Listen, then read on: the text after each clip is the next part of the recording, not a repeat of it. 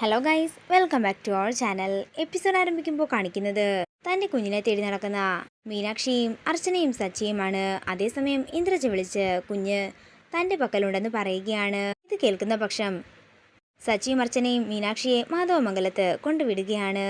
എന്തോ അത്യാവശ്യം വന്നതിനാൽ സച്ചിക്കും അർച്ചനയ്ക്കും പെട്ടെന്ന് തന്നെ നെല്ലിശ്ശേരിയിലേക്ക് പോകേണ്ടതായി വരുന്നു. എന്നാൽ മീനാക്ഷിയുടെ ഫോൺ കാറിൻ്റെ ഉള്ളിൽ വെച്ച് തന്നെ മറന്നു പോവുകയാണ്.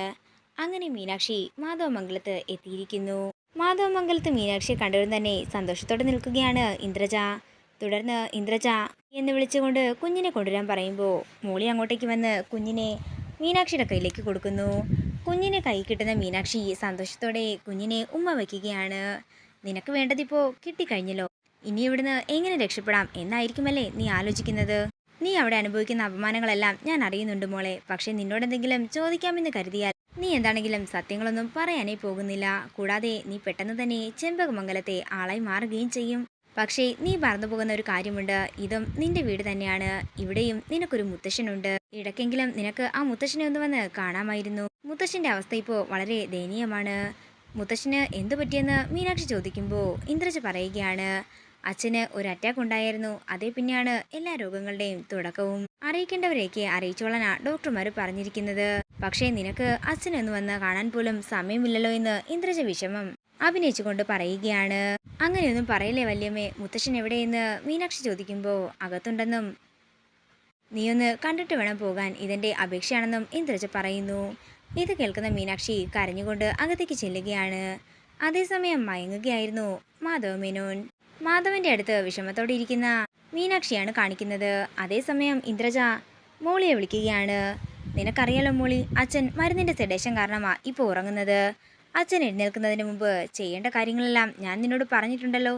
ഇനി എന്താണെങ്കിലും മീനാക്ഷി ഇവിടെ നിന്ന് പോകാനേ പാടില്ലെന്നും ഇന്ദ്രജ പറയുമ്പോൾ എല്ലാ കാര്യങ്ങളും ഞാൻ നോക്കിക്കോളാമെന്ന് മോളിയും പറയുന്നു. പിന്നീട് കാണിക്കുന്നത് ചെമ്പകമംഗലമാണ്.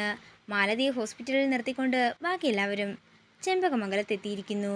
അങ്ങനെ അവരെല്ലാവരും അകത്തേക്ക് കയറുമ്പോൾ തന്നെ സാവിത്രി ഓടി വരികയാണ്. നിങ്ങളെല്ലാവരെയും എത്ര വട്ടം ഞാൻ വിളിച്ചെന്നറിയാമോ? ആ ഉരുമ്പെട്ടവള് വൈക്കമ്മളെയും എടുത്തുകൊണ്ട് ഇവിടെ നിന്ന് പോയി. ഇത് കേൾക്കുന്ന മൂന്നുപേരും ഞെട്ടലോടെ സാവിത്രിയെ നോക്കുകയാണ്. ആരാ, മൈഥിലിയാണോ എന്ന് ജഗദീഷ് ചോദിക്കുമ്പോൾ മൈഥിലിയല്ലെന്നും ആ മീനാക്ഷി കുഞ്ഞിനെയും കൊണ്ട് ഇവിടുന്ന് പോയെന്നും സാവിത്രി പറയുന്നു. അവള് എന്നോടുള്ള പ്രതികാരം തീർക്കാൻ വേണ്ടി ഇതും ചെയ്യും അതിനപ്പുറവും ചെയ്യും, നശിച്ചവളെന്ന് രാജലക്ഷ്മി അമ്മ പറയുമ്പോൾ അമ്മ വെറുതെ അവളെ കുറ്റപ്പെടുത്താൻ നിൽക്കണ്ടെന്നും അവൾ അങ്ങനെയൊന്നും ചെയ്യില്ലെന്നും നന്ദിനി പറയുന്നു. എന്റെ കാർത്തിമോൻ ഇങ്ങനൊരു കോമ സ്റ്റേജിലേക്ക് പോയപ്പോൾ തന്നെ ആ നശിച്ചവൾക്ക് ഇങ്ങനെയൊക്കെ ചെയ്യേണ്ടി വന്നല്ലോ എന്ന് പറഞ്ഞുകൊണ്ട് രാജലക്ഷ്മി അമ്മ മീനാക്ഷി ശപിക്കാനൊരുങ്ങുമ്പോൾ നന്ദിനി പറയുകയാണ്, നിർത്തമ്മേ, അമ്മയ്ക്ക് എന്തെങ്കിലും ശാപവാക്കുകൾ പറയാനുണ്ടെങ്കിൽ അത് എന്നോട് പറയാം. അവളും ഒരു മനുഷ്യജീവി തന്നെയാണ്. ഇവിടെ വന്ന ദിവസം തൊട്ട് അവൾക്ക് സമാധാനം എന്നൊന്ന് കിട്ടിയിട്ട് പോലുമില്ല. അമ്മ ഒരിക്കലും മീനാക്ഷിയെ പറ്റി ഇങ്ങനെയൊന്നും പറയരുത് എന്നൊക്കെ ദേഷ്യത്തോടെ നന്ദിനി പറയുമ്പോൾ നന്ദിനിയുടെ വാക്കുകൾ കേട്ട് ഞെട്ടലോടെ നിൽക്കുകയാണ് രാജലക്ഷ്മി അമ്മ. ഇതോടുകൂടി ഇന്നത്തെ എപ്പിസോഡ് ഇവിടെ തീരുകയാണ്. വീഡിയോ ഇഷ്ടമായെങ്കിൽ മറക്കാതെ ലൈക്ക് ചെയ്യുക, ഷെയർ ചെയ്യുക, കമൻറ്റ് ചെയ്യുക. കൂടുതൽ സീരിയൽ അപ്ഡേറ്റ്സിനായി മറക്കാതെ സബ്സ്ക്രൈബ് ചെയ്യുക.